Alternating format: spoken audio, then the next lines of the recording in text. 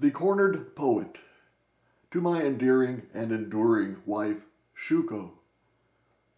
Preface. The Cornered Poet is a selection of poems dating from 1980 to 2020.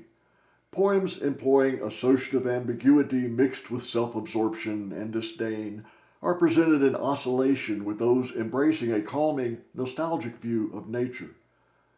Perhaps of some note, though not limited to, is a tendency towards the directness displayed in the work of the beat poets.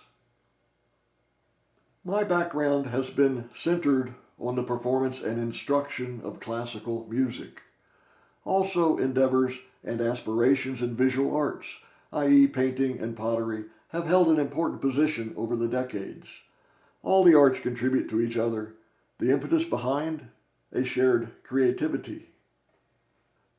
Since 2020 and my retirement from Washington and Lee University in 2021, I have enjoyed a proliferation in writing with the addition of short stories to an increasingly blatant, cynical style of poetry.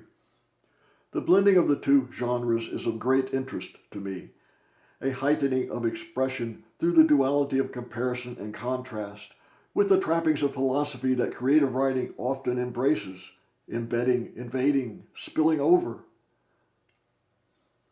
The new collection is deposited in a space I call the dumping ground. This may be found on a website shared with wife Shuko, where also lurks a mixture of recorded and live performances from our music careers, along with paintings and photography. Please visit https://musariart.studio, spelled M-U-S-A-R-I-A-R-T. This is not a site for sales. The opening poems are about the writing process itself, exposed in a quest garnished with complaints. It's not hard to find shit to gripe about. Everywhere. Over there. Here, right in front of me. From Drawn Shades. The search is made more difficult by continuing conflicts with aggressive computers, distracting middle-aged pains, a bad attitude, and gin. The end of the week, 5 o'clock at last, gin and glass, pinched nerve in right shoulder, pondering punctuation from just past. Feeling lousy, laid out, drinking too much, and there is plenty of all day left. From Drawn Shades. In the poem, A Step Back, there is a brief reprieve from the previous struggles. A renewal of spirit is found in the arrival of spring. Here, in silver light, a poem looks blue, and stars are song. Trees push, exhale, perched birds release and blow away. And in quiet peace, this is spring morn, early and winsome, white dogwoods, salting forested openings, a breeze softly blooming, awakening a private shudder. More pleasantries follow, but with ruminations, each moment cancels. A sudden change occurs, as loss of youth, a failing memory, despair, depression, and fear of death are explored in Losing My Mind, this and Entropy, then further obnubulated in Night and Death. I try not to tell myself about the end, life peeled away, and Monkey of Substitution, where the speaker's life becomes the carnival life of a monkey whose richer thoughts are poems, dreams awakened, quickly forgotten, whose death is life unlearned. In Leaded Glass, depression has its own weathered beauty. Finally, death held close is memoriam to the tuberculosis-ridden composer Frédéric Chopin. The next poem, Harry Knew, provides an alternate view transition to several poems of man and nature conjoined. A philosophical paragraph about the perception of time, titled Mythical Moments, follows.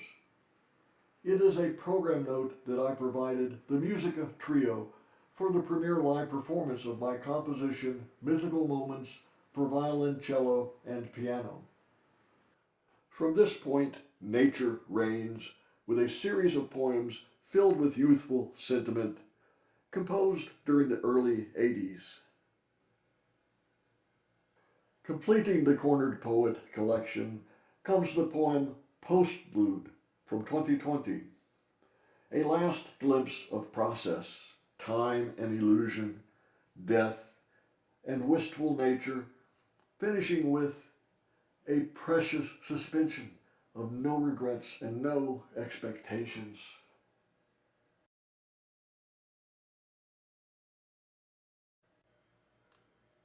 The Cornered Poet. Poem of Contentment. Poets are sad shufflers, pulling adjectives from deck's bottom, rearranging the obvious, emptying words in the abyss. Content to sip Chardonnay Friday morning while scratching poems at 10:54 a.m.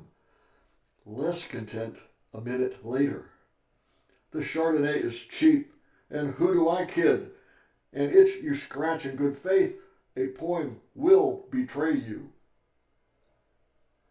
Thinking a poem begets the poet, I attempt to laud myself with future accolades by avoiding run-on sentences, excess punctuation, the words and or but, or clarifications and explanations of but in particular, or and for that matter.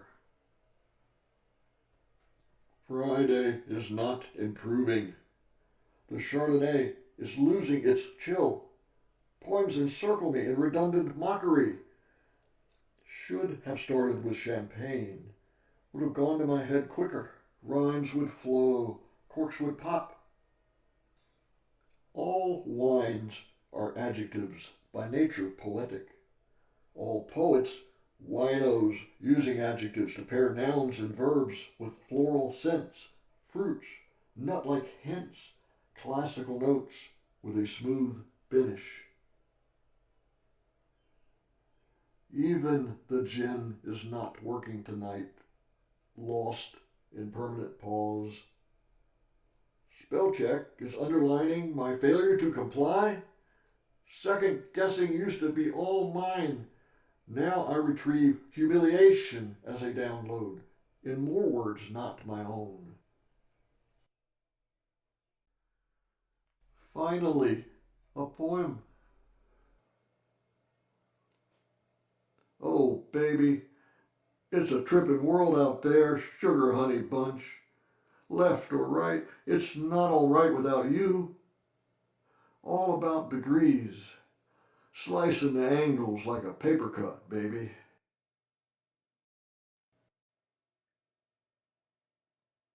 Just past middle age, time out front racing away with the universe. The end of the week, 5 o'clock at last, gin and glass, pinched nerve in right shoulder. Thought of a new Jinku, pond full, fornicating frogs, many ripples. So, it's the end of the week. Hard to maintain a healthy point of view. Easier to surrender. But for that you need a flag and a belief. So, the weekend is done and screwed. Keeping the weekend real, the middle-aged man is on the run, finish line receding. New coup. Lost time, ripples, empty pond.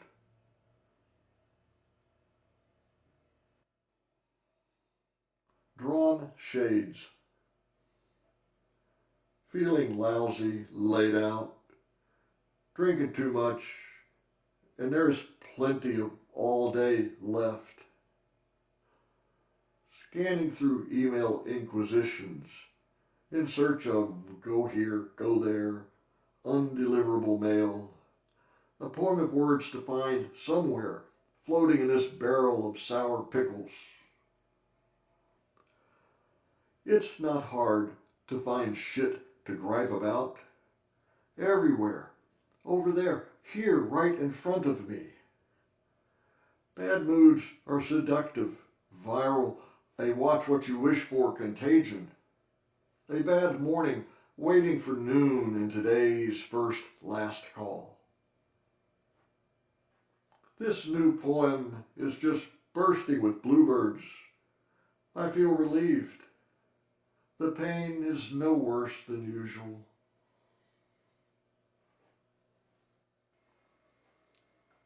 Delete me. I'm a word hound, caged and howled in wordless hell and pointless punctuation. I'm the coon of night, staring yellow-eyed at scribbles. Poems like apparitions recede in fogged, moonlit valleys. By day, I've got nothing. Earlier poems resurface, refurbished, words subtracted, like a pen out of ink etches an indentation to be investigated. So many years I have wasted writing trivial redundancies for others to read, but couldn't think of better to do. Step back. In silver light, a poem looks blue, and stars are songs, and vibrating strings, and horn quartets, flutes in fading light, the tide of night taking a step back. Following the drama, purple shadows spurred across mountainside and field, trees push, exhale, perched birds release and blow away. The air and wind is cold, restless. Distance whistles a chill in my ear, twisting through spring's bel canto. Presto, presto, presto, presto, presto. Not yet. In a brief moment, the sun rises. I bend gently to its arc, following. At a curvilinear distance, the moon rises. Each night, a red pagan ritual. Each morning, a new sun, red, then yellow, beckoning.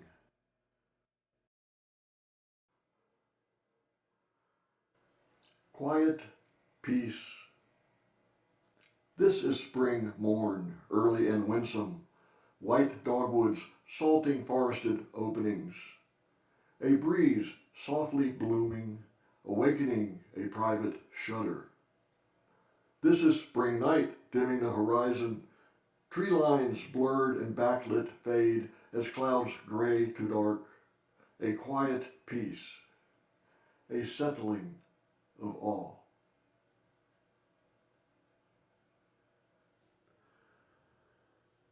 No pretty poem this, with sun setting, slanting shadows, green fields bluing along hills tree-line, with skipper flies, short journey between daisies and pink impatience. With that certain quiet of evening, of last calls for mates, small flocks searching roosts.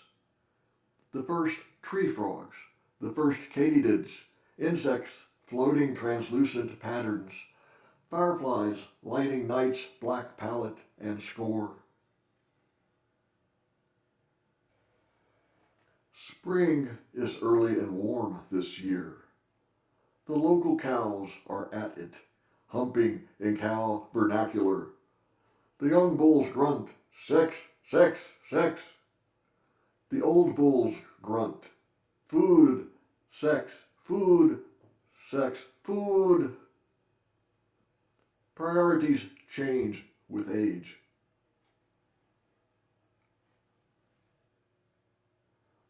Ruminations. Each moment cancels.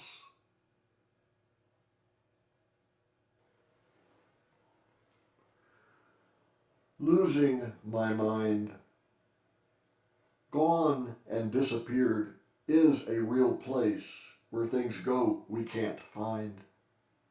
Dreams disappear first in a twisting, jerky descent, the next memory already fading. Things go where things go in a jerky, twisted descent, down and down, till at the very bottom, down.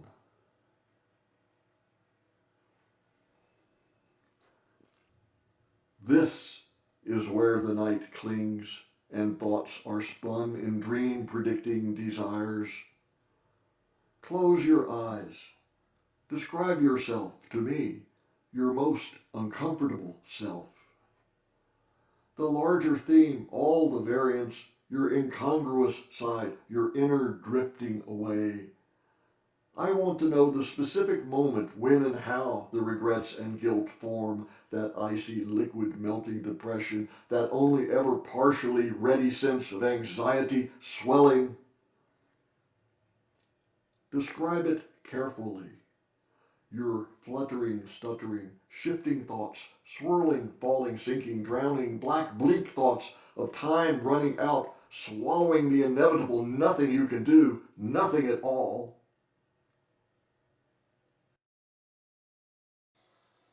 Entropy for one and all. How youth does pursue, nagging us with then. Are memories enough to make the past real? When the earth spins, the sun sets. The tears of day create the beauty of night. Everything takes time. Time takes everything, like a mad dog that only sees a straight path.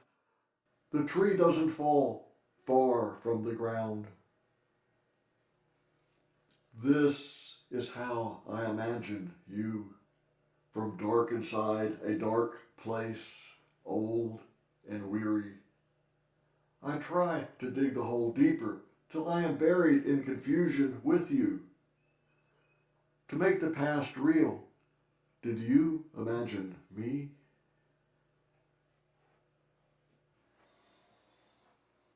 Day, night, and death. Trying to find the right moment to tell myself the truth about then. About the time that door opened and the window shut, and a light was a fire painting the night red, raising the moon howl pagan. Elusive truth. The door shuts. The window opens on a formless night. Trying to find the right moment to tell myself lies about the pain, a root buried shallow, knobbing up and through. I try not to tell myself about the end, life peeled away.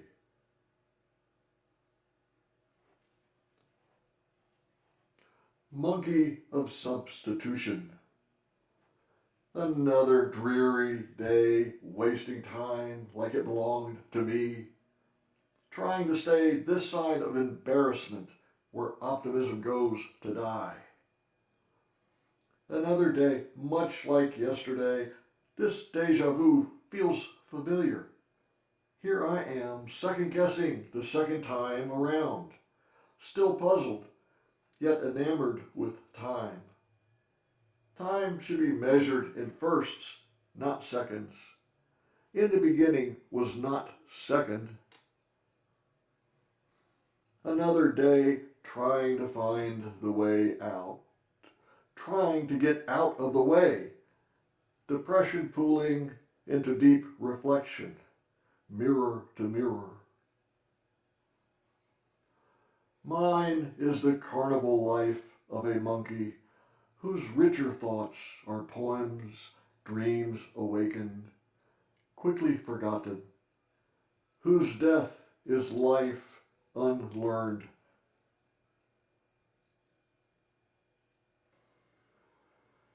Through leaded glass. Depression has its own weathered beauty. Like a mournful motet heard through leaded glass, it slowly saturates and stains with simple harmonies.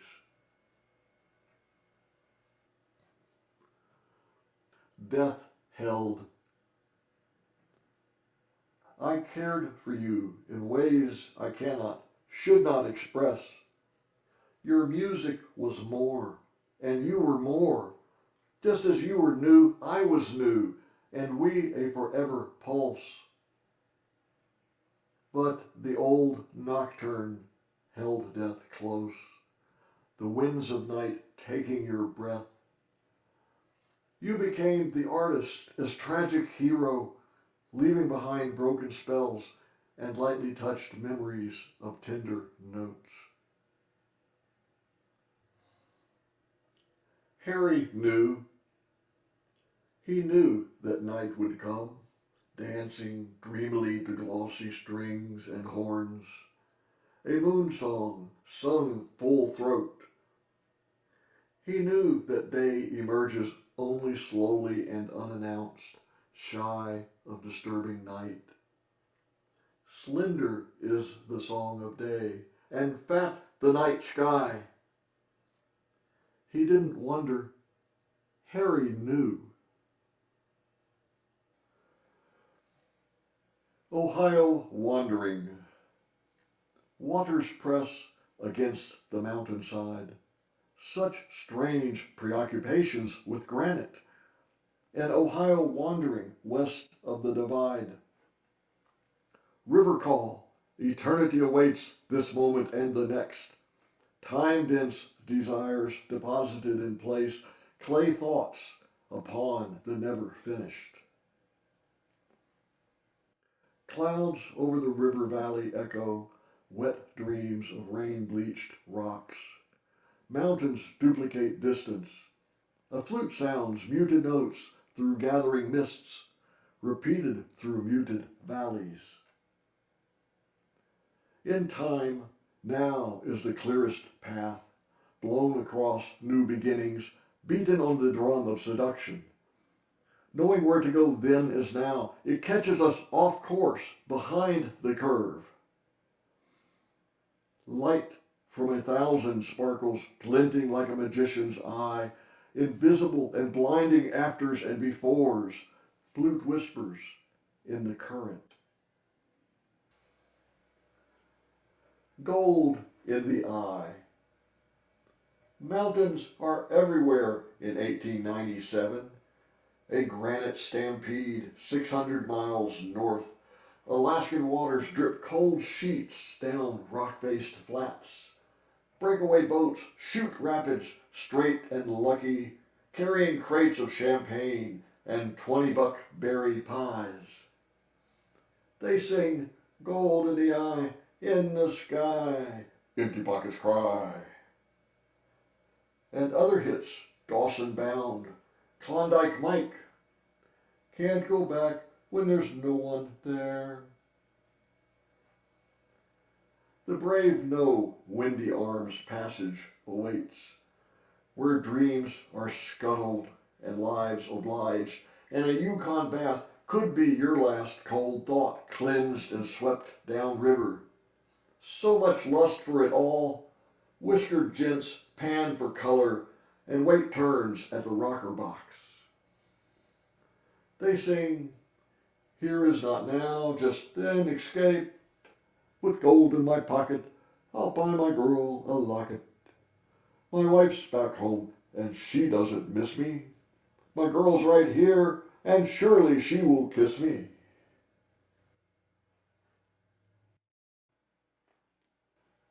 Mythical moments.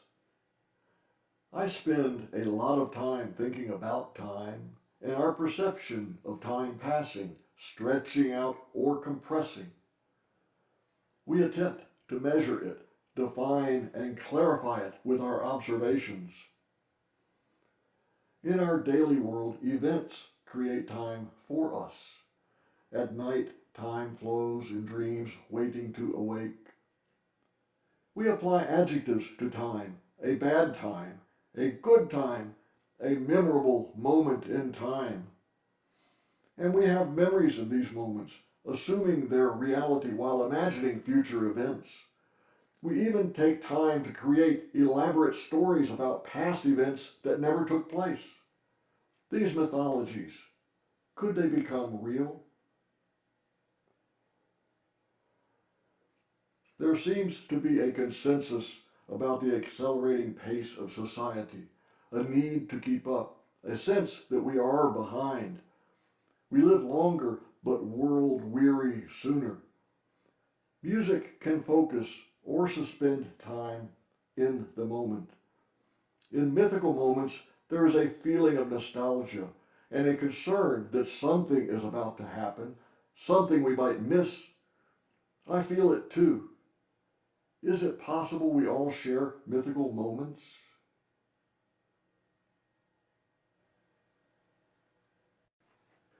A past, now present. Poems from the 80s.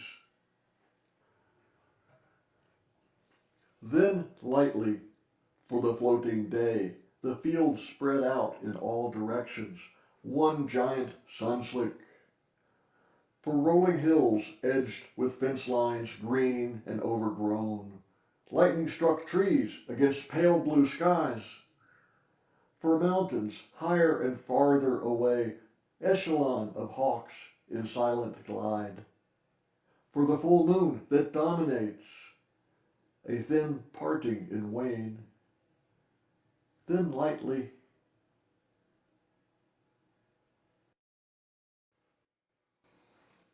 from above. From above, a needle of pine trails a slight figure, disappearing in the brown grass. As the background dulls, the last wild flowers are more brightly seen, and heavy-rounded mushrooms become powder for the wind. Nightcap. In fall, deer gather and blend with October's afternoon. Squirrels raid alder trees by the stream, shaking dried catkins onto water's swirl. There is a moment when wild iris and fall shadows merge, cool air settles by the stream, mountains gray and fade, stars arrive in pairs, nomadic constellations appear. A slow modulation. Together we went to the field, you carrying a small basket, my straw hat on your head. In the scattered morning mist, we lay beneath a sycamore against ground ivy and grasses and prickly round button balls. Sitting quietly together, I could think only of muted violas and the blue-green side of your face. Gold in the air. Basho once traveled the muddy trail, sandaled steps sliding around the curve. Woods behind, he saw the sun, green on rice fields and willows, yellow on birds flying between paddies. Gold everywhere, gold in the air, gold sprinkled on thatched huts. Soon it will rain again, he thought.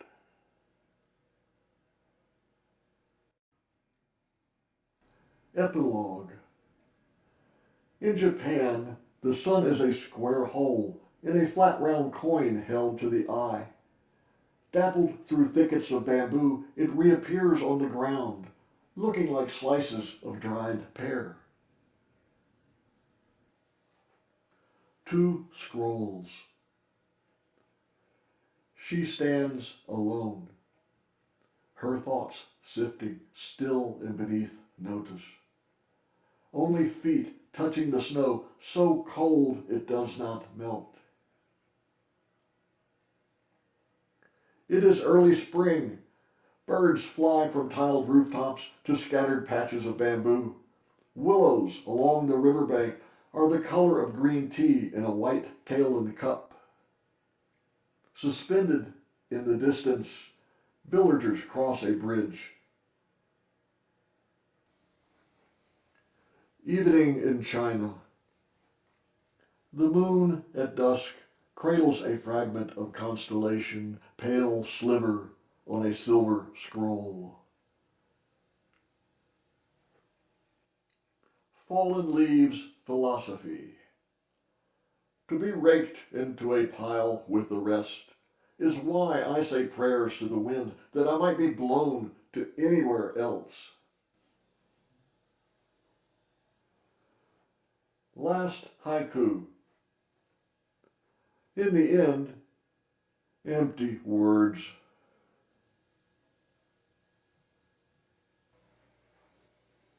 Postlude 2020, a halfpenny in time.